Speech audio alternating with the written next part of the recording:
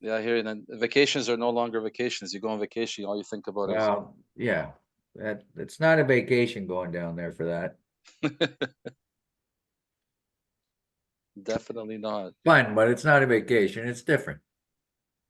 Well, you've made it a habit of going down there. Not what, 2 years in a row now? What's that? You've made the team 2 years in a row now, right? You went Yeah, down, yeah. You did yeah, last year too. yeah. Andrew's been 3 or 4 times, I think. 3 times, yeah. Three Once times. as a non-boater and twice as a boater, but by far my best performance. So Yeah, yeah. There's only been one better performance, and that's been Curtis. That's right. yeah, Yeah. Yeah. I And didn't you, like the boat anyway. It was the ugly color. Yeah. when They did could have traded it. you could have traded it, right? I would have taken cash probably. When did you get your motor put on before the Erie Regional? How? Why? No, when? Like it was That close to. day, Was it that day? the So Friday. they put the last button on it 3 o'clock on Friday afternoon. And so Wait, I ran over to Schmong Lake and put an hour of break in because that has to be at idle. And then I put it on the trailer, and I think I was on the road at 6 p.m. and I pulled into Pennsylvania at 1 or something. And I shouldn't have done it because I lost so much money on that stupid Evinrude, but oh well. Anyways, You I wouldn't lost have done money on what? the Evinrude. You think you lost money on it? Well, I'm going to. I still haven't sold it. Oh, you haven't sold yet. Yeah. which is we talked about. It's too bad because that motor is. I mean, it's a good motor. Just no. How much It's a was that repair, Andrew? so 29 for tax for the motor. Rigging, prop, they had to take my old one off, put the new one on. I think we were like plus taxes. I think it was 35. Yeah, Well, you so get 14 back from yours. yeah, I've heard of guys getting 10. Oh, darn, it's Yikes. raining out. It's a great motor. I really like that motor. It is a good motor. It's What? just unfortunate what Evan Root pulled there. I mean, and kind of left everybody, Yeah. in the situation you're in where there's no support to fix them if to God, you have to do something and nobody wants to do Yeah, it. like I was down in Texas and everybody who had a G2, I said, "You want another?" And they were like, "No, I'm trying to get rid of mine." Yeah. And everyone believes there's no parts. There's lots of parts. It's just, with a Merc you get a 1 week turnaround. With an Evinrude, you're 2, maybe 3 weeks. Yeah. So for some people that matters. Some people they can handle it. And realistically, what in Southern Ontario, we only have one Evan Root shop now, I think, maybe two. Yeah, Paris will do it up here in Lakefield. But they're going Yamaha Merc now. The, so that leaves Gannon's Narrow Marina. They're the only other Evan Root shop that I know of. Um, what's his name? Emerald Isle also does it. He still does it. Is that it still Yeah. open? Did it? I know you sold everything. He's still working it. Yeah. Yeah. Okay. Yeah. I think Bay City does Evinrude too. Yeah. I mean, they still service Johnson Motors, right? And there's still parts for Johnson's. So there's always going to be parts. It's just not as readily available. Like if you bought a Suzuki, you'd be in if something went wrong, you'd be kind of messed. You'd be in I trouble. think. Yeah. I think. Yeah. There's not many. There's what, two, I think, or three around Georgian Bay that I've heard of. Yeah, but like globally, there's a lot of Suzuki's. Yeah. Suzuki's a big motor company, but not North America. Yeah. Yeah. Oh well.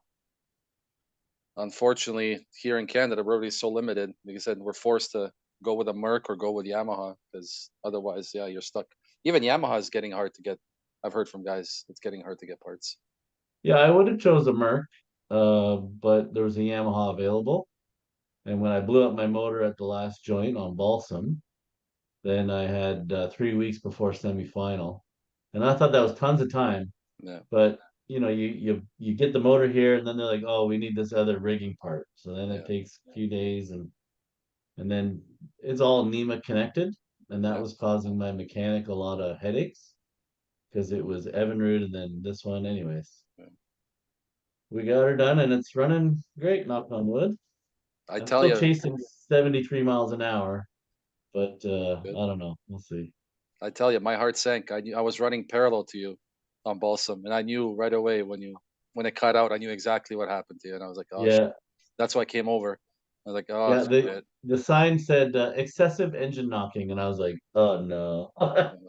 No, So that was what the warning was. So I knew that was a bad time. yeah. And then when I hit the starter, it just went like tink and tink, and I'm like, it's locked. Oh well. Well, now you got a new motor at least. Yeah, yeah, yeah. Not the smartest financial decision, but I guess fishing really isn't, eh? No, it's not. You gonna get a boat soon, Sean? Or you just enjoying listening to our financial nightmares? What's that? Are you gonna get a boat soon, or are you just I have enjoying a listening? boat. Did you get one? The last year, 2 years now. Oh, Well, it's Jamie's boat, but it's Sean's boat. okay. Yeah, That he's works. going as the boater. Yeah, that works. That always works. Yeah. That's It's Yeah. at your house, right, Sean? He's carrying the family legacy as a boater from now on. Yeah. You had enough. Uh, no, not really, but I thinking about that on the way home, I don't know if I'd try and qualify as a co again after 2 years in a row or go as a boater next time. I don't know. Yeah, But you gotta beat Andrew and some other guys as boaters, so yeah. tall task. Agreed. Yeah. But that's one of the things I want to talk about today is your experience fishing from behind live scope, because there's a lot of stuff going on in BFL where co-anglers are asking their boaters to pay the entry fee To because they pay know what? to pay the entry fee. So there's a big deal going on with the BFLs this year, and even some of the upper class tournaments where the co-anglers are requesting that the boater either cover their entire entry fee or a portion of it because they know they're going to be stuck behind them with live scope, and it's going on. Really? It's happening. Yeah, yeah, I've seen it. I'm part of a I few don't chats. know. I don't know a boater that's gonna say okay. You'd be Well, surprised, actually. You'd be surprised because BFL has that strange rule where if there's too many boaters, then they have to make a boater into a co-angler. They pool up the boaters and they say, okay, you guys decide who wants to be a co. So Yeah. the boaters avoid that as much as Well, I possible. know if you register with a co, you're in, You're in no matter what. right? Yeah, So yeah, and the like semifinals, we always struggle with nons, right? that's why I've And had to fish the last four as a co-angler because we were short, and if right? the CBF or somebody funded it and said, "Hey, you go for free," we those numbers would go up for sure. I think so. Of course, I mean, you offered somebody to cover some of those expenses. Yeah, I think that everybody would jump on it, Yeah, right? But I think a big deal of it too is just a lot of guys aren't educated or don't know what they're going for, which is kind of the point of me trying to getting us together tonight. Is just I can tell for my club if we don't spend time with them telling them what they're going for, they're just kind of like, to them it's okay, I'm trying to make Team Ontario, but they really don't yeah. know what they're fishing for. They just figure, okay, I'm going to the States, I'm going to do the regional. And until you're right in it, it's complicated. Yep, you have to explain it to the guys, otherwise they're not sure what the path is. Yeah. Yeah, yeah. Mm. So I think Well, the way to get maybe more co-anglers or even boaters is maybe offer them something like this, and hopefully they'll watch it and then they'll you know well, I don't know why guys don't know why they're not fishing it. It's been publicized for years what you're fishing for, right? We posted on the forum, we posted on Facebook. It's pretty simple. As a boater, it's probably 150,000 US. As a co-angler, it's guaranteed 35,000 US and a bunch of other extras. So there's lots of incentive. You're fishing more for that at that event than you're ever going to fish for in Canada. Yeah, and one of the things I liked about it, it kind of hurt me with I ended up third place overall. And I got like eighth place money. So that hurt, but it makes sense. And it's the reason why I thought I'm gonna go. Because all I have to do is beat these guys from the East. And you make it to day 3 and you're guaranteed a $10,000 check. So you're like, okay, I got a 1 in 8 shot of getting a $10,000 check. And if you stumble upon the right fish, you never know. Yeah. Yeah, your odds are much greater. Like you said, 1 of 8. You just have, yeah, exactly. Yeah, and then if you make that final day, there was really only 3 guys competing. The other guys were so far out of it, Uh, they'd have to have monster bags. So you make it to Friday, you got a 1 in 3 shot at $115,000. It's crazy. life. Yeah. Well, I mean, okay, in today's economy, maybe it's not so life changing, but it is. I mean, that kind of money, Impactful for sure. absolutely, Yeah. absolutely, it'll take you a long way. And Yeah. it's a no entry fee, right? All you're No, doing no is brainer. covering your cost. Yeah. And, what we did last year, which I wouldn't recommend, is we got a Airbnb and stayed away from the group of guys going. This year I booked a hotel thinking, oh, there'll be lots of guys there, and we end up switching hotels to going to the hotel where half the field was. It's a much more enjoyable situation when you go down there. A big part of the experience is meeting 100 other guys from 50 states or 48 states and shooting the crap with them through the days and nights and stuff like that. That's all part of the experience. I mean, yeah, if you win, that's the bonus, right? But the opportunity to go meet, I mean, in 2 years I fished with 4 different guys from 4 different states, and you know what? Stayed in touch with all those guys, and probably will stay in touch with the guys from this year too. So, it's pretty neat experience overall. And it's a big atmosphere. You want to go experience what one of these big tournaments is like down in the States. This is pretty easy way to do it because it's run like any other. It's run like an elite event. So it's pretty cool. It's a really big deal with the television, the local news coverage. There's a TV show on maybe one of the outdoor channels down there that they do. It's a much bigger deal. Until you're down there, you don't realize how serious people are taking this and what a big deal it is. It's really cool. So take me through that, and take everyone that's going to watch this through that, because I've never been. I'm hoping that this year in Champlain I can change that. But take us through that. Like, take us through the process. I mean, how everything is down there when you get down there from, let's say, the banquet on, or even the practice. Like, explain to everybody. Let's explain to everybody, like, what's that like to be there. Yeah. So you do 2.5 days of practice.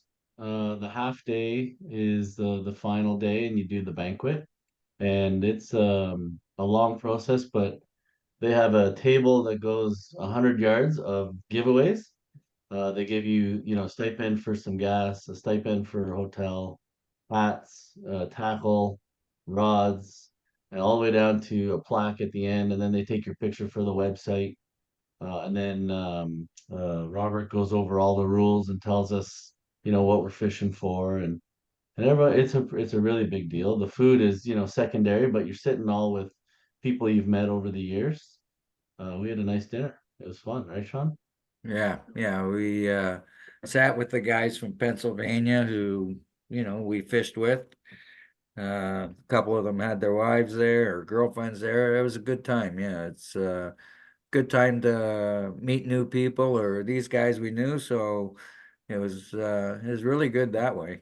And that's part of the experience, right? Is you're meeting new friends, and everyone's enjoying themselves. It's a big competition, but people also, understand that they're there to make friends and what the TBF is all about, right? So that's a really positive spot for me going down the last couple of years. And then doing it in the morning and the launch and everything they have. Like, I mean, you always see it's pretty run pretty professionally down there. The way they said they make a big deal out of Yeah, it. down there, like they really get fishing and the impact it has, the positive impact it has on the tourism, and the boat launches. That was a 5 wide boat ramp. The water level fluctuates, I don't know, 15 feet. So this ramp is humongous. Yeah. And it goes great right to the end. There was no problems getting us in. We all kind of left it to the last minute and we were in there in 15, 20 minutes. Um, yeah, it was good. I had no complaints about the organization in the morning. Then they do blast off. You do boat check as you idle by. And then I like how these tournaments are pro-am. I've talked about this with my club. And when you fish team tournaments, you always hear stories about things that could happen and people doing shady things. But with a pro-am format, it's very clean. This is a stranger in the back of your boat. There's no room for any cheating at all, and it's good. And you're kind of competing with the guy in the back, but not necessarily. I never think of it. I think of it if he catches a fish, it's one that I couldn't catch. So bonus for him and good for him. I don't really care too much when they catch one behind you. But yeah, no, they did a great job. They got us out of there really quickly. The national anthem is always great down there. People take it seriously. I've heard it a lot of times. I'm lucky to have been down there a few times, and Yeah. it's even emotional for me. It's not my anthem, but everyone takes it very seriously. They're very nationalistic down there. It's great. Absolutely. So do they have valets that launch you into the water, or do you do it yourself? So like kind of like what we do up here. Yeah, yeah, we arrange it with the co-angler that you're Yeah. with, Same thing. um, Yeah. and they back you in if they're comfortable with it. Yeah. Yeah, no, it's pretty good that way. Any support trailers there? Like let's say for boat problems, engine troubles, do they have that covered? I know some of Yeah, the there's bigger a events. support group there. Yeah. Yeah. Yeah, Yeah. they don't like have I've done a Costa in the past and they'll have a huge trailer, Merc, and then they had Evinrude. This one, they have relationships with the dealers. Okay. I've heard that, the marinas around here, they'll be like, get you in first place. I broke a transducer off of my trolling motor, went into the local shop there, and he dug around and found the part, gave it to me. He wasn't even gonna make me pay for it. So Sean and I were like, "Oh, let's buy some stuff. This guy's really cool." Yeah. But yeah, they're all really into it. They know that this is a really big deal, and everyone's there to help you. And the restaurants are very supportive. That was a really great community we found, Sean, on the Yeah, last few days. definitely. Yeah. They know. All fishing. Yeah. It's funny. The community is well aware of the impact that fishing has on it. So, and anyone involved with fishing, whether it be a marina or a restaurant or anything, they're all very welcoming. And like we said to the guy at the marina where Andrew got the part for the live scope, I'm like, well, hey, it wouldn't have happened in Canada because the guy would have said it taken 3 days and it would have charged you $200. But this guy just knew he had the parts in the back from installing all these live sonars and stuff, and he just brought the part out and gave it to Andrew and said, "Oh, don't worry about it." Yeah, that's crazy. Yeah, And then right next door was Tackle Addict, a store, and it was, a better selection than a lot of the Canadian big box places we have up here. And it's just a tiny little town. Uh, yeah, Probably there's, a dozen of them on that lake. yeah, It's pretty neat. yeah. The tackle shop was pretty impressive for sure, except for the woman at the cashier wearing 45 on her hip. That seems to be a common thing in Texas. Yeah. But you Yeah. know what? I never felt unsafe down there. The first place we stayed in Jasper was a little bit shady, and maybe we should have been more afraid. We heard some stories later that where we were staying was not a great place.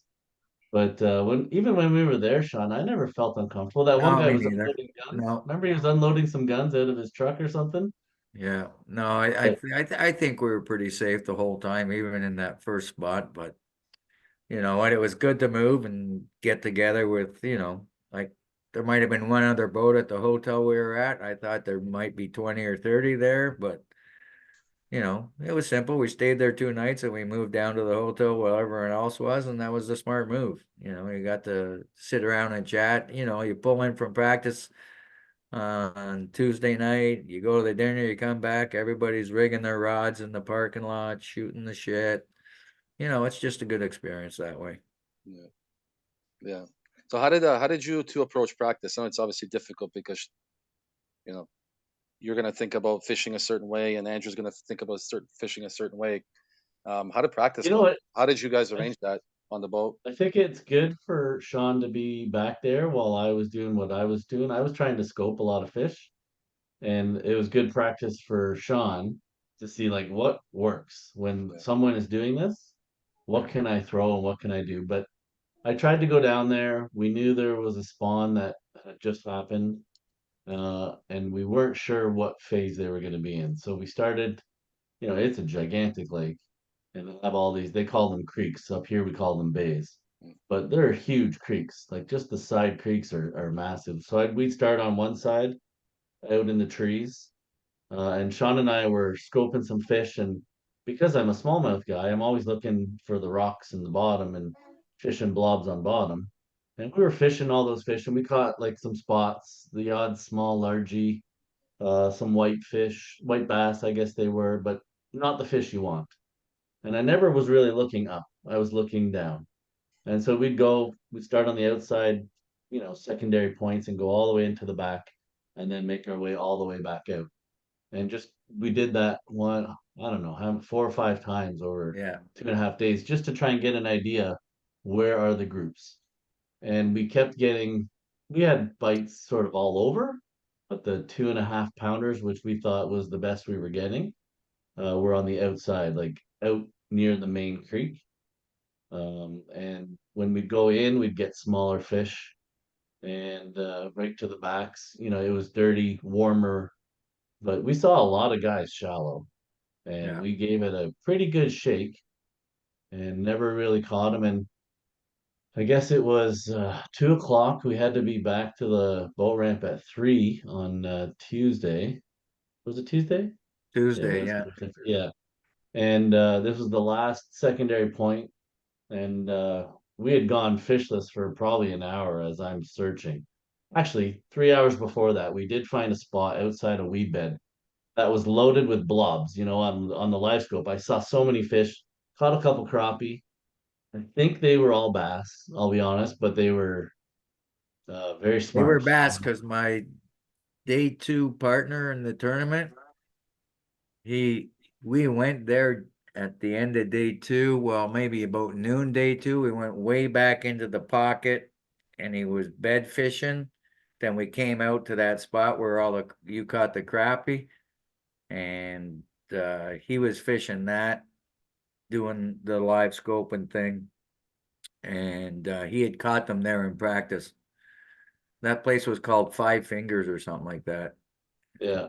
Yeah. Yeah, there was a lot of blobs, but I couldn't get Yeah. them to eat. Yeah. He didn't So catch we any just there kept that day. moving. Yeah, so we kept moving on our way out, and then I was just about into the main lake, and our boat was in about 25 feet of water, and I see a blob about 70 feet away, and I don't know what it is, and it's suspended, so it's only down about 5 feet.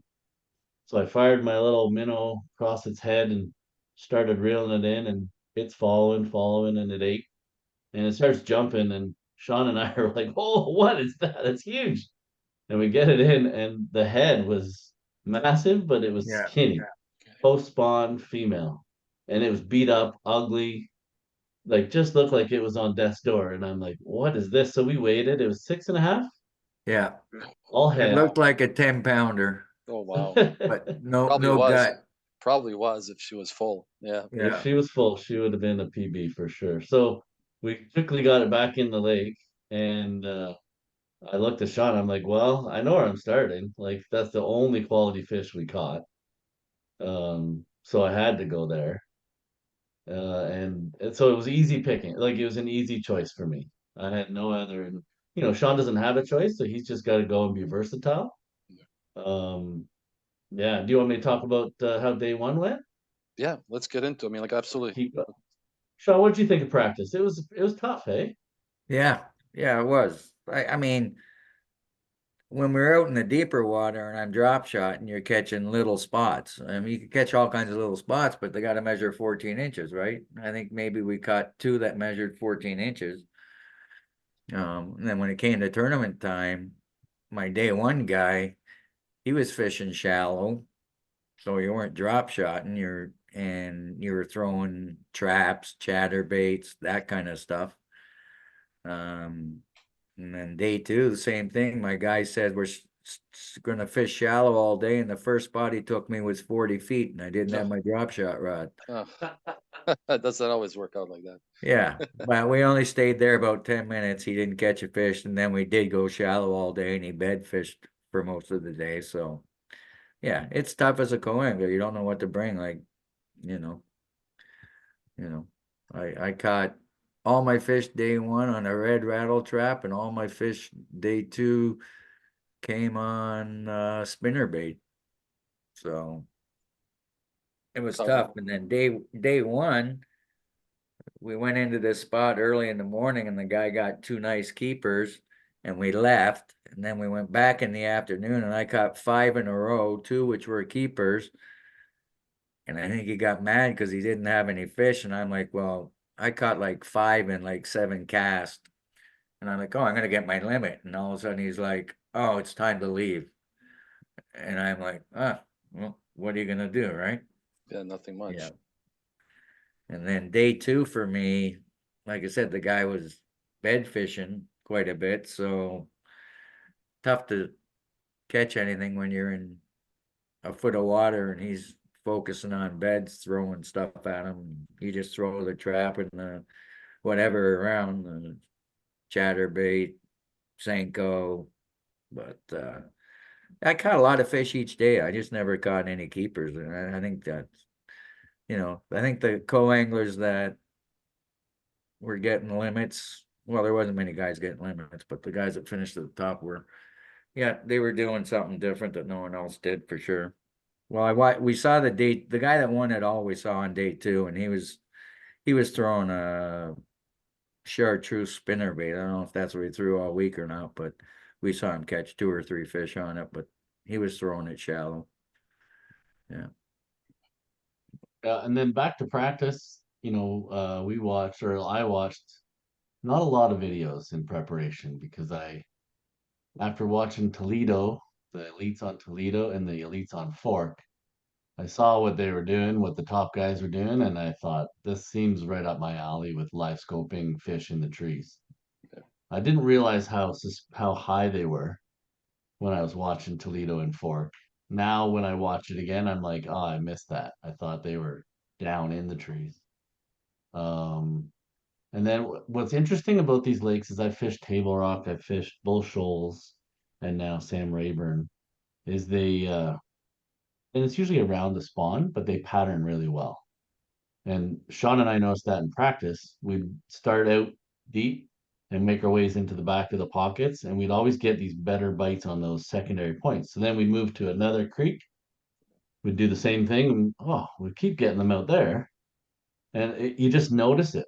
And then when I caught that big one out there, I'm like, well, that's it. Like that's what I'm doing. That's what they're doing. Yeah. And then thinking about it overnight, I was thinking, so that fish is post spawn. Full moon was 3 days ago. The fish are coming out of these creeks, so it should reload. These fish are coming to me, and I felt confident that they would. And then so day one was spectacular. Like what a great start! I went in there, and there was fish busting on the surface. I think some were carp, but some were bass. And I'm assuming they were eating gizzard shad, big bait. Mhm. And I caught the 19 pounds, 14 ounces in the first hour and a half. And my back guy, he had about 6 bites. He landed 2.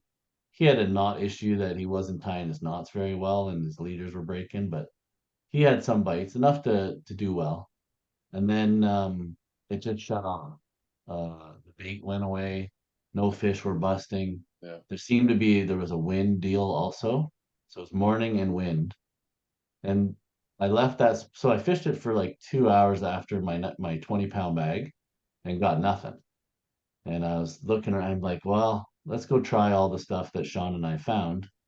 And so I started running the points, and I'd catch, a little one or one here, one there, but they weren't the big fish that were coming out, these post spawn fish. And so I ended up with that 19-pound bag, which I'm really happy with, better than I thought I could ever do. and weighed that in, and I was I sitting in second overall, I think, after day Second, one. yeah. Yeah, you were And the second. guy who's leading, he had a 9.8.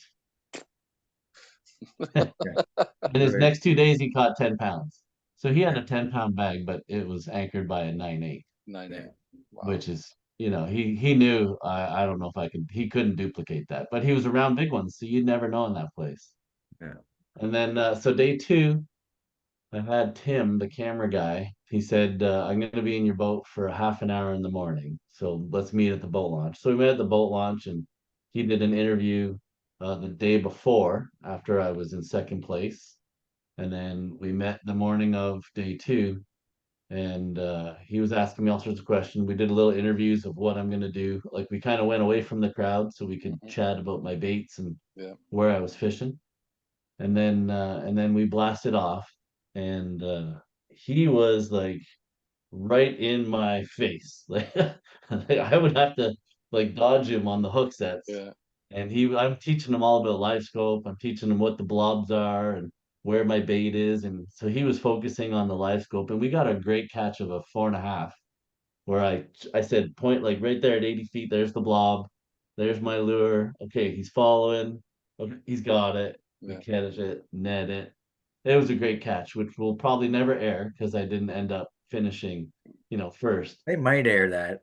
They might air Just that. Yeah. Maybe they they might air should. that. It was Beginning of awesome. the show or something, you know what I mean? It Yeah. was wicked. Like, you never. That was the perfect camera shot.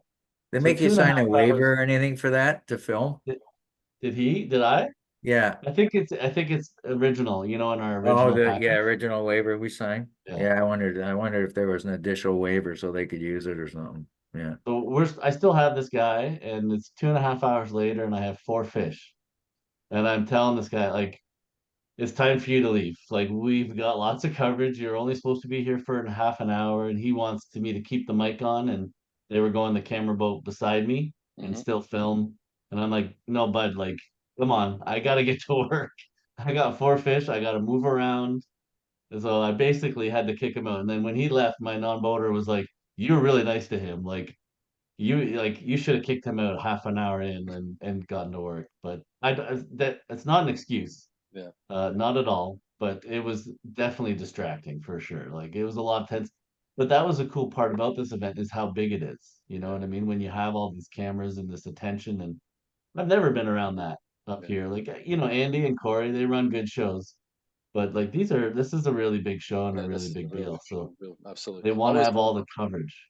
I always wonder what that would be like to have, like you said, to have a cameraman over your shoulder. Like, would it change your mentality? Would it change your focus, your thinking? Like, you've got him in your grill, in your space, and Oh, right, and I yeah, wonder and how then you he would. kept asking, like, "How are you feeling? Are you nervous? Do you know what's on the line?" And like, he kept trying to get me to kind of, like, I don't know, break Build down. But I TV, was build TV. I was not thinking about any sort of win. You know what I mean? Like, I was happy with my 20 pounds, and I was just gonna see what I could catch, and we'll see where the cards lie at the end of the day. And then I remember, like, going into weight. So the whole day, I'm scoping these fish. I end up moving around, and I caught my fifth fish at another spot. And every time I left my main area, there were guys shallow, and they would jump out to my stuff. And so every time I'd come back, I would go straight at them, Yeah. and I would come off a plane, and I'd idle over. I go, "Which way do you want me to go? Because I want to fish past you." And that's when they would be, "Oh, I'm sorry, I'm sorry. I just wanted to see what you were fishing." And it kind of blew me away that no one was doing what I was doing, because you watched Fork and you watched Toledo. Yeah. That's all they were doing was scoping. Scoping. So I Yeah. thought that's what everyone would be doing, but they were really beating the bank. Yeah. Most of these guys were beating the bank, and Most of the guys beat the bank down there. it was nuts to watch. And I Yeah. couldn't believe it with where we are with forward-facing sonar. I can't believe people weren't jumping it. They all have it on their boat. But like, so the rest of that day, I had my 5 fish, but I had two that were really small. And I knew I had to come. I thought if I came in with 20 pounds, I'm probably fishing Friday. 15 pounds, and I'm not feeling great, but I'm not feeling uncomfortable. But 10 pounds, I left the door open to anybody. And I came in with 11 pounds. So I knew I was in trouble. But about a dozen times, I would cast my lure out, in the middle of the day, and I had these bass chasing. And I'm thinking back, maybe I should have changed baits and done different things. It's easy to second guess yourself now, but um, any one of those bass like was putting me into Hmm. day three. Yep. There was so many opportunities. It just didn't happen, and I'm fine with it. But when I close my eyes, I can still see those blobs swim into my Well, jig and and then the guy into the from the boat. east that won a 7 pounder each day, Yeah, it's tough Yeah, to beat. or That's he's tough not to even beat. close, That's right. right? yeah, He gets a 7 pounder day one and 7 pounder day two, and wins on the final day with 10 pounds, right? yeah, yeah. Yeah. Yeah, Nice. there was a big cold front that came through and really shut those fish off, which it didn't seem to matter to what I was doing. But for those bank beaters and those spawners, I think that really hurt them. And that's why the weights were like terrible, Hmm. like awful.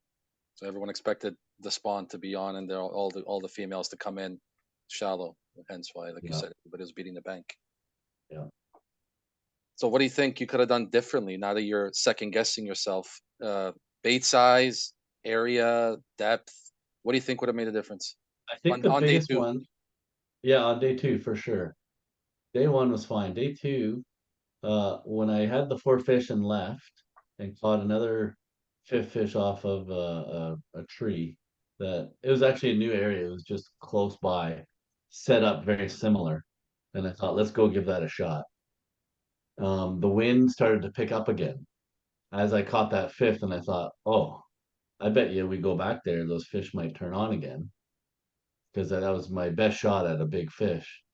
And man, it's like we came back to that spot and the wind just died and it was flat calm.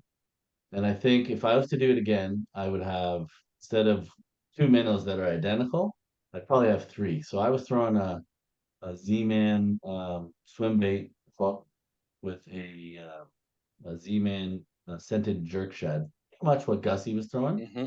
And I was throwing about a 4 inch. And to get it out there with the wind, I was throwing it on a 3/8 ounce jig head. And they would hit the water and I would reel it in and you kind of just Yeah, shake it the Jake. whole way Yeah. in.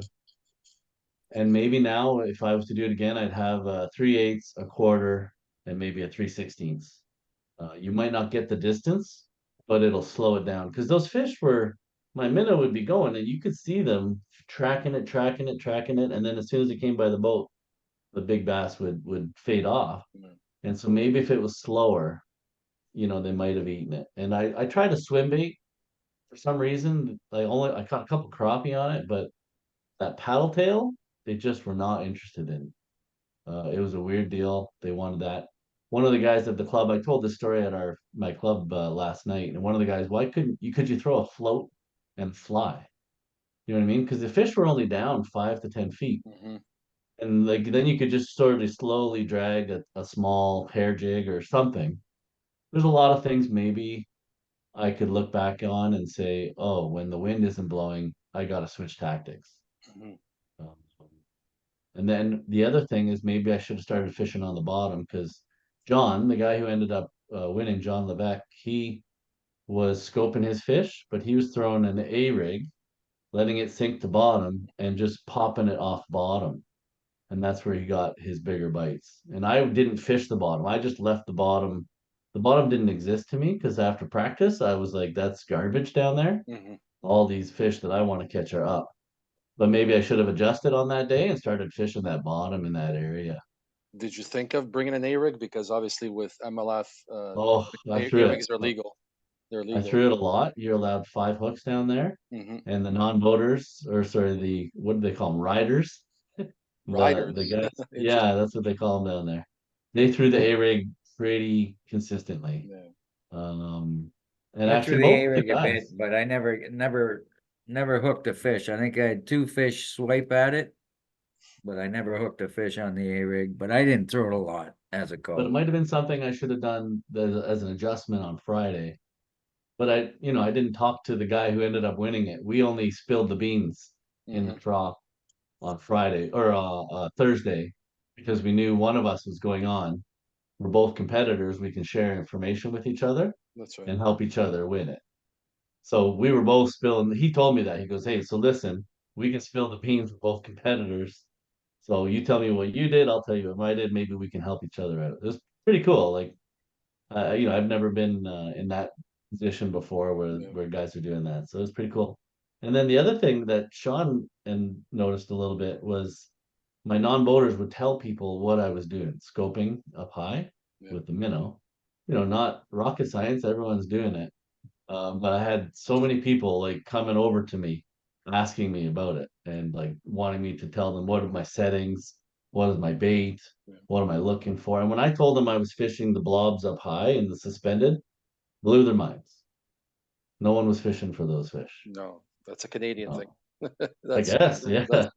that's what we do up here. That's definitely not what they've You done. always, you're right. On Erie, if you see a blob up high, you keep it honest, and Yeah, it's a catfish. It's something else, but there's bass up there too. absolutely. Yeah. Yeah. Um, Sean, let me ask you, what would you tell the co-anglers, let's say for Ticonderoga, let's say Champlain this fall, what would you recommend to the co-anglers to prepare for an event Well, like this? Champlain, really, so what I did is I asked my boater each day what depth we're fishing. Shallow, deep. So for Champlain, any guy that's there as a boater that's gonna win, he's gonna run up and try and catch smallmouth. So you're gonna want your drop shot, you're gonna want your spinner bait, jerk bait. You're gonna want smallmouth gear if you're heading to Champlain. I guarantee anyone that you get that's gonna be successful at that event's gonna be driving north and fishing smallmouth. If you get the odd guy that's gonna go flip buckets, then you're gonna know that, and then you gotta bring bucket gear. And you know what? You're bringing it for buckets. You down there. You probably want to bring it something with a Senko, Yeah. and that'd be what I'd be telling non-boaters to going down there. Yeah, You're allowed six but rods.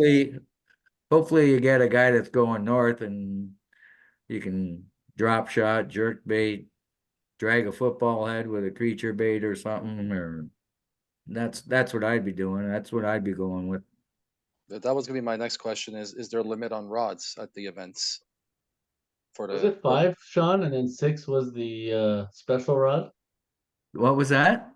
Is it five rods, and then we were allowed the sixth TBF Yeah, rod? so yeah, you're allowed to carry 5 rods, and then at the registration night, they give you a TBF rod, and they said if you wanted to rig that up, you could bring that, and you'd still be counting as 5 rods. I didn't do it. I just brought 5. Probably should have brought it, but I did.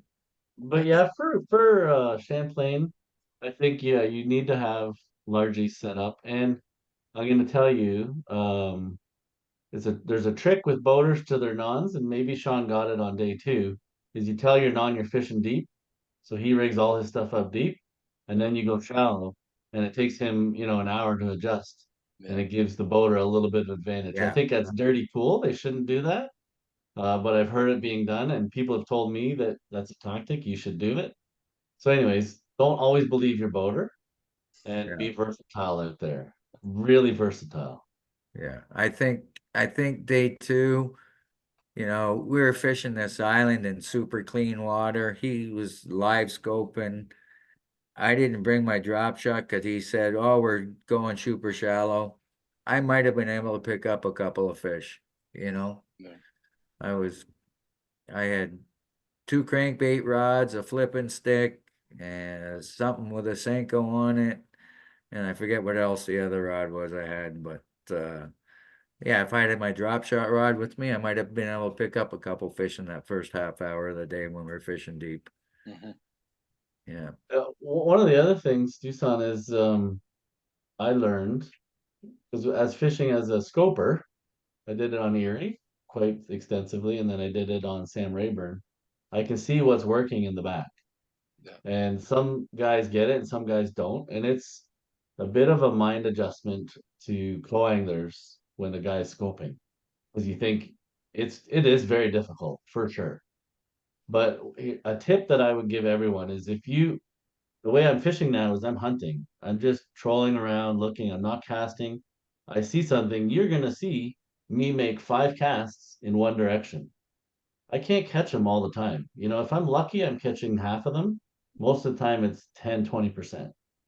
So as soon as I leave that spot and you got a clear shot, you know, you're not casting over my shoulder, keep an eye on that spot because there was a fish there, probably 3, especially if Yeah. it's smallies. There's a bunch. And as I, bail on those fish, now it's yours and you got to That's right. fire over there That's right. and pay attention to that.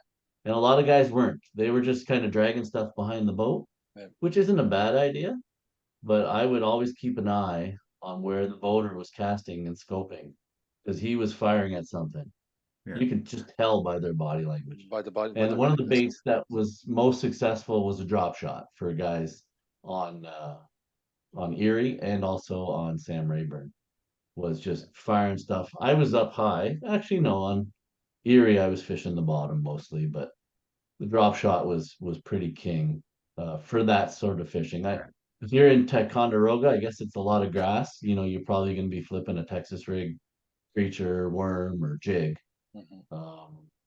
Then it won't be the scoping deal. But it's a new arena for co-anglers, and hopefully they don't get too discouraged. It's the same for everybody, right? If you have scopers, if everyone's scoping on the front, it's just maybe your weights are going to go down. So if you're a co-angler, and normally you caught 5 fish, they might be better to reduce the limit to 3. Or just I don't know, make an adjustment because it's going to be a lot harder for that guy in the back. Don't you Absolutely. agree, Sean? It's hard to fish behind a scoper. What was that, Andrew? It's hard to fish behind a scoper. Like Oh yeah, yeah. Like it's a even with new you, mental. it's You got to get even with mentally. you just out fun fishing. Really, practice was just fun fishing. I was trying to see what I could get to eat, and yeah, when we went shallow there day one, we got a bunch of fish on the trap. But as it turns out, the best bites for you were deeper water, and yeah, we caught lots of fish deep drop shotting, but that was the only way I was getting them when you were moving side to side. Yeah. I was catching spots and some stuff like that, but even then, I think I was using one bait. I even drop shot, and yeah, I should have changed the baits up a little bit. Um, but in practice, I was just trying to see if I could catch him on the drop shot, but ended up after that, neither one of my boaters really fished anything deeper than 7 or 8 feet. So, yeah. So for me, it was the trap, spinner bait, jatter bait. I threw some crankbaits, but yeah, you know what? As a non, it's a tough deal if you're. Hey, you got to have a boater that's on lots of fish, and he doesn't mind you making the odd mistake in casting ahead of him. I saw lots of co-anglers casting well forward of the boat during the whole event. Being an ex-president, I wasn't gonna set that example, so you try and do what's right, and I wasn't also gonna rat anybody out either. So, it's all right. If the boater's okay with it, then let it be. That's So be it. simple. Yeah. But guys bend the rules a little bit. So Any competitive edge they could get, I guess. yeah. I mean, All if right. you got a boater that's in it, I'm sure he's not gonna let you cast ahead of him, but yeah. So It happens. All right. So back to Rayburn. When did you find out, Andrew, that you made the All American? At what point Yeah, did you that was find out? fun. So Sean told me before we even went to Texas, make sure your competitors package is update. And we had to buy that package for semifinal last fall. And so I specifically called or the TBF and said, I just want to confirm that it's not over in December 31st, that it's 12 months. And she said, yeah, you're in, you're confirmed, you got the competitors package, perfect. Because Sean had warned me that every year 14 guys are supposed to go to the BFL All-American, like 4 or 5 of them get tapped on the shoulder during the, oh, sorry, but your membership is not existing. And it's unfortunate to get there that way. Um, but it was really good news. So Sean and I kind of we tucked our tails between our legs and kind of got out of town, and we were heading off to some trophy lakes to catch our personal best largemouth. And we got a call from Randy, not Randy, Robert. Robert Cartledge, and we were kind of saying, "Oh yeah, we're kind of bummed." He goes, "Well, I got some good news, might cheer you up." And Sean smashes me in the, "You're going to the BFL All-American." Wild. And so yeah, so he said, I said, "Are you sure?" He goes, "Yeah, we called MLF. It took some time. We had to confirm that John hadn't John had fished a BFL the year before, upgraded his membership, but it had lapsed by the time this one rolled around." And so, I have to attribute our president or ex-president or our people for reminding us to make sure we have those packages, Yeah. because And it's very easy. Just send an email to TBF and say, "Hey, do Yep. I have it? Is it good? Okay, let's go." here's an interesting thing. Andrew's day one boater finished third in his division, and Oh, he's non-boater, going to yeah. and he's going to BFL All-American because the guys that finished first and second in front of him didn't sign up for the competitors membership. And last year at Ozark, 7 winners out of 14 didn't sign up for the competitors. So 7 second place finishers got to go to the BFL All-American last year. So it's crazy. Spend the $60 and update. So that's been a topic of conversation even last year. I know the co-anglers that were asking, should I get the competitive membership when we do the regional? I said for the regional it's not required, but if you make it It beyond, is required. even for the co-anglers, Yeah, if you don't have it by the regional, that's what they're talking about. The whole yeah. idea is if you're not, don't have your competitor membership updated by the regional, you're done. You can't So It's update it after. you can't so opt it's it You not go after. to, required. It's not required to fish it's the not semifinal. required, but Yep, if you win and go to the national championship yep. You and you need haven't updated it, you can't update it after the fact. that's right. Yeah, so spend the $60 and get it updated because Andrew's going to BFL because of it, and his day one co's going, and he finished third in his division In this division. because the 2 guys in front of him didn't update it. That's crazy. Like you said, And what's your guaranteed check in the BFL? 1,500 for last?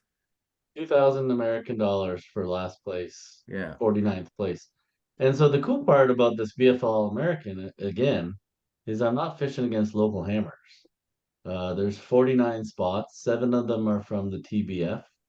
So that's 42 guys from around the country, not necessarily from Tennessee. yeah, yeah. So, there's probably going to be 5 guys local, maybe a dozen who have fished the lake before. So it's going to be very interesting. We all have a shot at it. Now, you got to win to move on. But yeah, the payout is great. It's $100,000 cash American. And I think the top 10, I think 10th place is still almost $10,000 if it's substantial.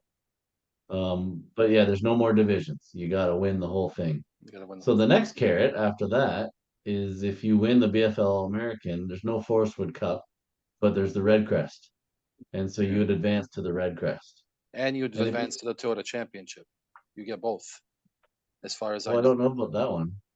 So I looked into it today, getting prepared for this, and you also get a invite to the Toyota Championship Oh, Well, that's cool. as the winner. So if you win the All American, you get both. You get Red Crest and you get Toyota Championship.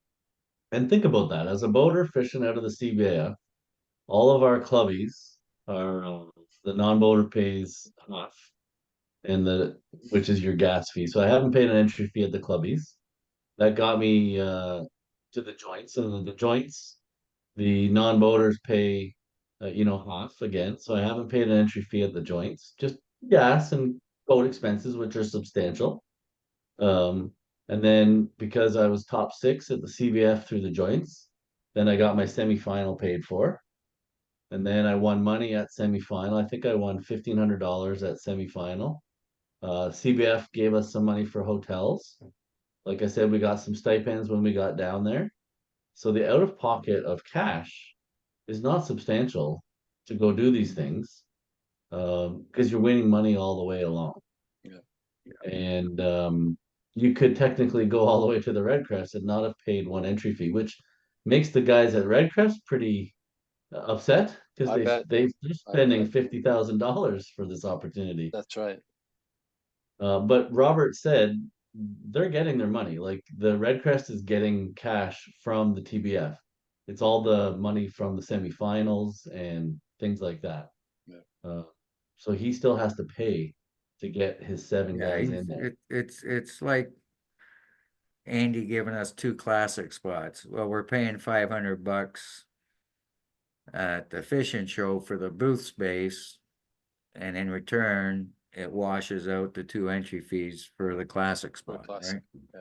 So That's TBF's a got the really same great kind deal. of arrangement. I'm sure it's on a much larger scale financially than what we're doing, but same similarity, right? Yeah. So that's the path essentially for you. Now for Sean, for you, let's say you fished Friday, and let's say you won co-angler side Friday. So you get to go to the All American, and essentially for the co-angler, Yeah, so you could go the All American if you fished Friday, you were going to the All American regardless, as long as you had your competitor status, you got to go to the All American. If you win Friday as the co-angler, you go to the All American, you win the 35,000 US, some other prizes, plus they pay for you to enter. They've got another side pot where they'll pay your entry fee to any series you want to fish, and they'll give you hotel money, all your entry fees, gas money as well. So, it could add up to 45, 50,000 US, right? So, and then the same thing, you're going and you're fishing against you and 48 co-anglers at the BFL All-American, right? yeah, And the same thing goes there. Same deal. You get to go to Red Crest or Toyota Series. It's all the same as a co-angler. You're just fishing for less money because you got less at stake, right? that's right. Yeah. So it's a huge opportunity for a co-angler. It's a Absolutely. great way for a co-angler. If you fished as a co-angler and got there, but you're a boater, all of a sudden I win and I'm gonna fish the BFL BFLs all year. Well, you get your entry fees paid, plus hotel and stuff, right? You can go as a boater or as a co. They don't care what you do. Yeah. Or you go fish all the CSFL events you want, Up to you. So they really give you the launching pad essentially to pursue Yeah. whatever you wanted to Yeah. do It did beyond that. sound like that, Robert. The way he said it, they encourage you to fish the what's the next level down from the top in MLS? Phoenix? So yeah, the Phoenix Tour. Yeah. Is that their opens? Yeah. Invitational. So they have the invitationals. You have the Toyota. Then you have the Toyota Invitationals, and then you have the BFL, the Phoenix BFL. Okay, so the invitationals is what they thought, that's what we have the money set aside for you to go there. But the way Robert explained it at the dinner, I could probably say, hey, could you call Andy at CSFL and Corey at SFL and pay for all my entry fees for the year? And they might, right, Sean? It sounded Yep. like it. Yep. That's what I Like they said. had $15,000 of cash to pay for entry fees. They weren't going to give you the cash, Yeah, but they were going to pay your entry fees to anywhere that you wanted. Yeah. Pretty awesome. You pick the series. Yeah. Yeah. Yeah. that's Yeah. I spectacular. don't think they'd let you do a BASS series. Yeah, Kind of contradictory, but anything to do with MLF or CBAF or a non-BAS affiliated tour, I think you'd be all set. Yeah. so let's touch on that a little bit because I followed it a lot. I followed what James Watson has gone through with Boyd Duckett. Will that precipitate up here in Canada? And a big reason why I asked for the three of us to get together was I just felt like also our guys up here needed to know that the path you're gonna do, Andrew, or even Sean, like if you had made it, it's not doesn't depend really on MLF. It's got nothing really. It will not affect their progress as they go through the path, whether to get the Catch a Dream, whether to get to the All American, because I'm sure a lot of people up here are wondering like, will MLF be around in 2-3 years? Will it? Wow. What this whole scenario has become will it affect? The BFL's been around a lot longer than the MLF. BFL is probably one of the oldest tournaments The in All-American. North America. So that berth is always going to be there for TBF, I would guess. Where you advance from there, if MLF were to fold, I'm sure some other series is going to pick up the slack, and I'm sure they'll want to associate themselves with the 28,000 members in the TBF and the adult side, and 30 to 40,000 in the high school, collegiate, and youth, which is bigger than the adult now. So, And Robert made it pretty clear that the Bass Federation, TBF, is not MLF. They're not owned by each other. yeah, There is a very close relationship where they, have these carrots, like the red crest at the end of it all. But they're independent, nonprofit, right, Sean?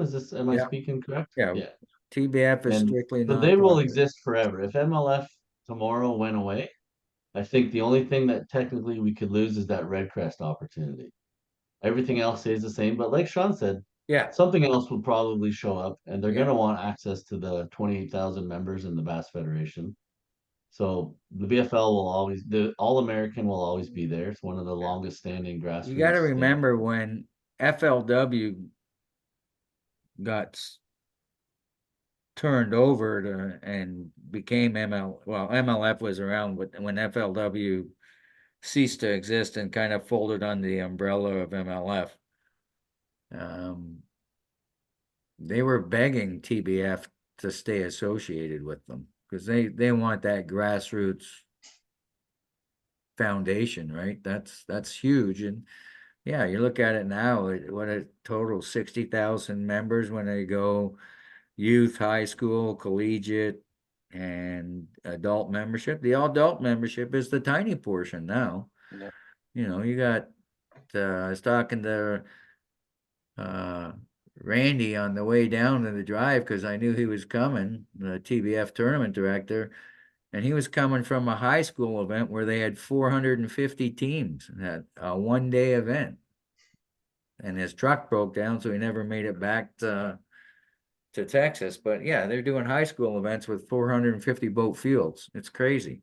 And then youth events. The youth championship last year had something like 800 teams. Like, how do you do that way in? It's crazy. Yeah. Wow. So yeah, the TBF slash CBF, it's going nowhere, and they're always going to be somewhere where they're going to entice you to want to go. So, you know.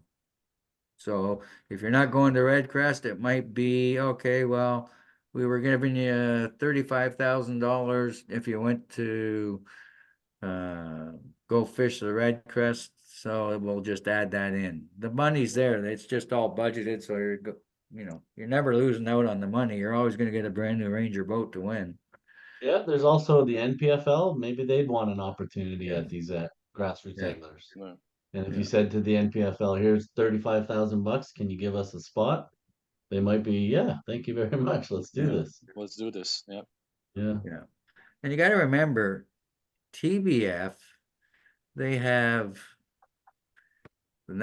the National Walleye Tour. They own this other walleye tour. They own the American Bass Association. They own about 5 or 6 other tournament organizations under our umbrella. So there's all kinds of places you can go. Yeah. Yeah. So Yeah, the All American is definitely not going. I mean, that holds so much prestige to the anglers and well, again, and that's not really associated with MLF, right? It's been around forever. yeah. Yeah.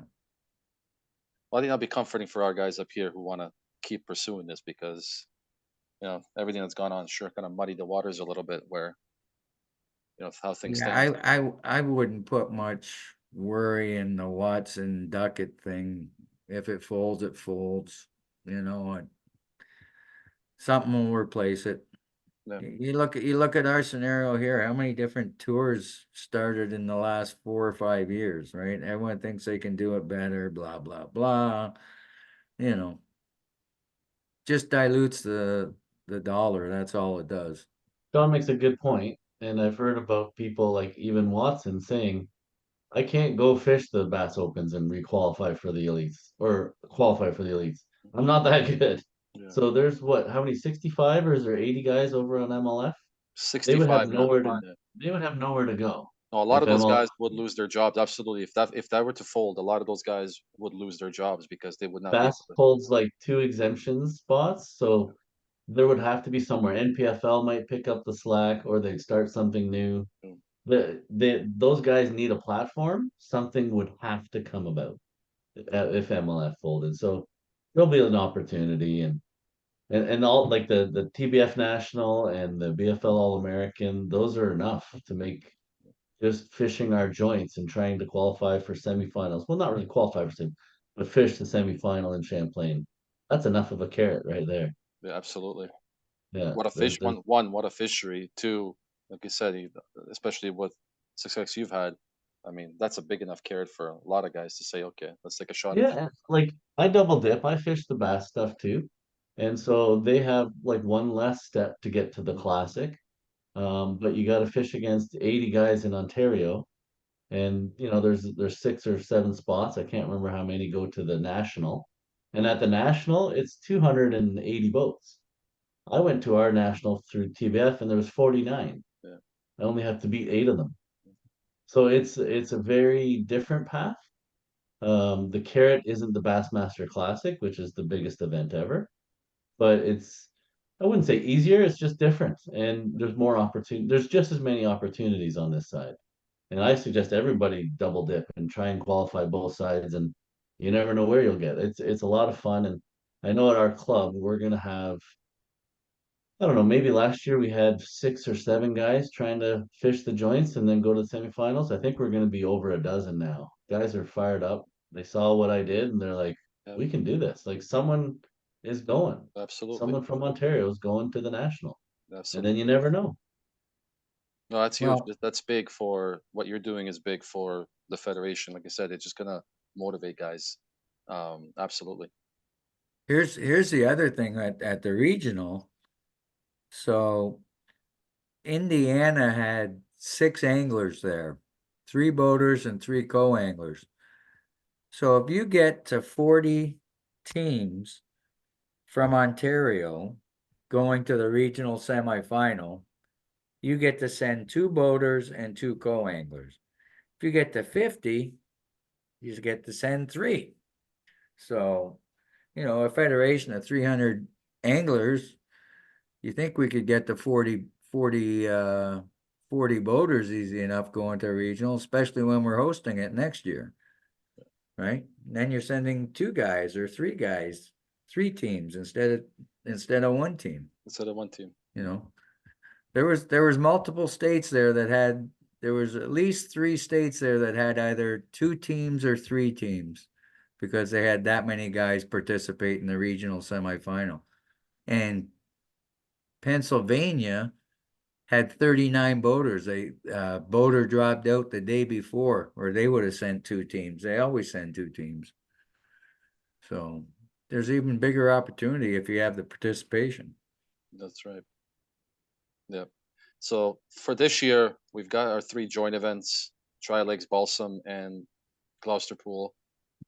And then based on the joint events, that'll determine Yeah, at least the top 6, and then from then top on. 6, which is, so top 6 get their entry fees paid, but as long as you participate, you can go. Yeah.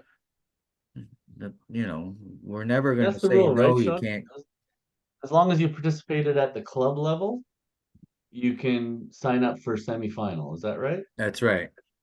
Yeah, so each club in the federation is allowed to send 1 boater and 1 co-angler from the club. We would wish that they had participated in a CBF joint event, but you don't have to. If you're going as a club representative, you just have to participate in the club event. And then on the club side, If you're 20 members, you can send one team from the club. If you're 30 members, you can send two teams from the club. If you're 40 members, you can send three teams from the club. If you're 50 members, you can send four teams. It's exponential as your club size. So Doosan, you guys have a huge club. You could probably send 6 teams, 7 teams. Yeah. Yeah. Yeah. But we never really max out, right, Sean? What's that? We've never even come close to our max. No, no, not It's a even. big number. I If you think the want to fish, biggest number we had was Quinty. We had 40 something. like if you want to fish Champlain, you can fish Champlain. Yeah, The only sort of factor we run into every year is non-boaters. yeah. That seems to be the limiting factor. If we have Yeah, 20 so from non-boaters, the club side, if you can't just send a boater. You gotta have a pair, That's right. right? You can't send, well, he's our club champion, we're sending him to the regional. Well, that not gonna work that way. You gotta send a club champion and your co-angler champion or the next. You gotta have a pair to go. A pair. well, Right. I actually had that question because of my success on Sam Rayburn. Guys were watching that and they're like, why don't we do this? Like, why are we fishing these local tournaments? Why don't we join these clubs? And I had a couple guys reach out to me and say, I want to fish semifinal. And I said to them, I said, well, yeah, I think we can get you in, but you also have to participate in the club. Like, we don't want ringers, but we're really not saying no to ringers. As long as they're Yeah. participating in some club activities, then they're welcome to fish the semifinal. Correct? Yeah, but realistically, you want some kind of qualifying process in your club. You don't want some guy that's fished one out of your 10 club events going to the regional semifinal. That's cherry picking. Yeah, and I think as a club you can rank all your guys, and Yeah, if you say you have 6 spots to send and only 5 want to go, well, you could take someone from down in 20th. You know what I mean? yeah, yeah, I see what you're saying, but yeah, you'd like them to yeah, be. I don't like it when we have guys cherry picking and just showing up day of, yeah, but yeah. Like it's you know what? it doesn't seem to ever If happen. Like Chris went, Mike went, I went. Jared Dean had fished one of your clubbies and went to regional and beat you out this year, how would you feel? Yeah, Right? it is what it is. Well, understandable, but you did 3 or 4 joint events, you did a dozen club events. Who deserves it? Not Yeah, a guy yeah. that's fished one club event. So he fishes one club event on the opening day, does nothing for 4 months, and goes fishes regional in September because it's in Ticonderoga and he can flip buckets and win. Yeah. No, right? That's why I would put the caveat that yeah, you got to fish a club event plus a CBAF event. And I think that's how we've done it in the past, but realistically, you don't have to. That's how we Yeah. did do it in the past. And we said, okay, if you fished the Fed Cup, that counts to you as well. So if you fished Fed Cup the year Yeah. before, as long as you fish a club event, then you're in good standing. Yeah. Yeah. I think we've always had that caveat that, yeah, if you're going as a club representative, you had to have at least fished something in CBF other than the club. And that's what I said to these 2 guys that wanted to just kind of fish Champlain, is that because we don't have that many nons, we don't have an unlimited number of teams, that the preference is going to go to the guys who have done all the joints. Yeah. And we don't really have that in writing in the CBF, but it is sort of what we want. I think we posted that about 4 or 5 years ago as part of the Okay. qualifier. I don't know if we have in the last couple or not. I thought we had, but I'd like to stick to it. It makes sense. yeah. Well, that'll be something at the next executive meeting, which is a couple weeks away or something, John said. Yeah, Yeah. so that you need to stipulate that, but I mean, clubs need to take advantage of the fact that they can send. So you have an angler and co-angler of the year, you send them to the semifinal and pay their entry fees, or give them $300 each for hotel while they're there. You know, that's a spiff of the club, Yeah. right? That's the benefit of being the angler and co-angler of the year, right? You Yeah, get I a like it. free berth to the regional semifinal. And every club should be doing that. It would make sense. Yeah, it's great way to help too, to get them there. You know, and if they happen to be in the top 6 and the CBF is paying their way, then the club gives them the same money just to help them out. It's simple. Yeah. Yep, not a bad idea. Absolutely. Well, did we miss anything? I think we've covered about the entire experience. It was Yeah. fun. That's what you really gotta learn. It's a really, really big deal. They take it very seriously down there. I'm excited to the BFL because the All-American is supposed to be even another level. Just a quick story. I was at the Bass Pro Shops getting a map chip for Cherokee, and the guy's like, "Where are you from?" And we're kind of talking a little bit. I said, "I'm fishing the BFL." He's the All American. Hold on a second. He gets on the phone. He calls over his buddy from another department. Come on over here. We got a guy. Come on. He's fishing Cherokee. And so they're like trying to help me. And I'm from Ontario. I'm not even from Tennessee. But That's they're like, that's funny. a really big deal. So it is such a big deal down there that we Canadians don't realize until someone Yeah. like Curtis wins it, and we realize, whoa, that was $100,000 that guy won. Right. Yeah, that's cool. Yeah. It's a really big deal, and it's a lot of fun. It's a lot of fun. You feel like a big celebrity down there.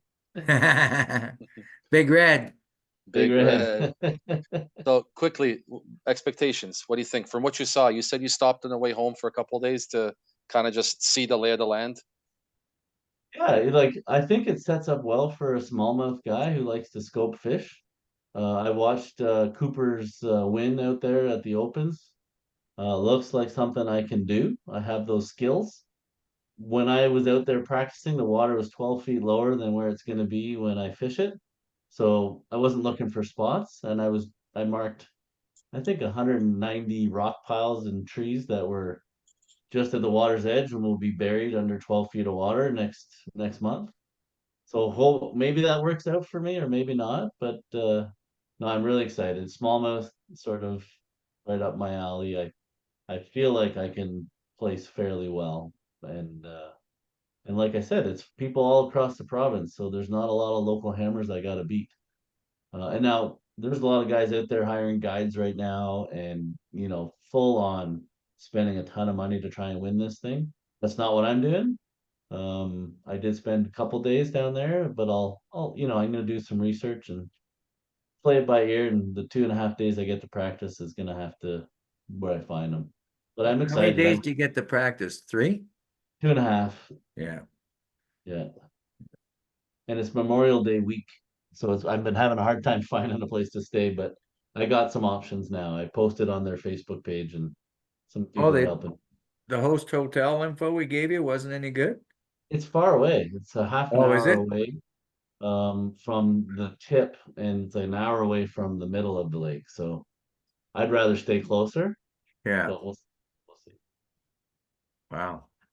So the And weigh-in's an hour away or just the host hotel? I think the weigh-in's at the dam, Yeah. which is the one end of the lake, but the lake is pretty long, and I want to fish some other areas, so I don't want to stay an hour away. You know what I mean?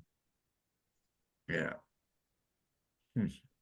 so But yeah, no, the All American is May 28, 29, and 30, correct? yeah, 31st is the last day. 31st is the last day. So 29, 30, and 31. Yeah, yeah.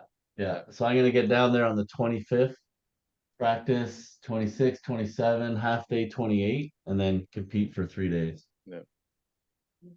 And And I think everybody makes it to 3 days, or is moving day on day 2? I'm pretty sure day 3 is the top 10 or 12, but I don't know. Yeah. It's cool that it's midweek, so you're not gonna have, too many crowds out there. I like that Monday to Friday stuff. Yeah, the pressure they get, yeah, I can imagine how many boats a lake gets down there, how many fishermen Yeah. can be out. Well, when you get to that level of event, Monday to Friday makes sense because guys are doing that for a living at that level, right? Yeah. They're taking it seriously at least, yeah. Yeah. All right. I think I've exhausted your. Wow, it's 10 o'clock. We've done good. We got we got we covered a lot of stuff.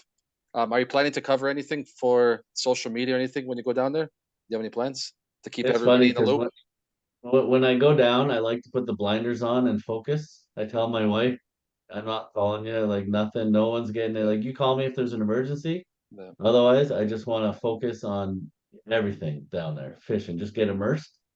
I don't love doing all the social media, but I'm gonna try. I'll do better. Sean was really awesome. He was taking pictures and updating us on the CBAF. But because I'm down there by myself, I'll help. I'll do something for sure. Yeah. I'll do some updates. I'll put it on our Facebook page. Just wear the big red shirt. It brought you luck. Right. Yeah, Well, then we look forward to doing this after the All-American, hopefully with some good news and big news. yeah. All right. Okay. Well, I think we're all ready for bed, I would say. 10 o'clock. Yeah. Yeah, Thanks. still early. Thanks, Sam. Thanks for Okay, doing guys. this. Thanks Thanks for doing to this. Sam for doing Yeah, this. It's a good idea. absolutely. Absolutely. All right, everyone. Good night. All right, take care.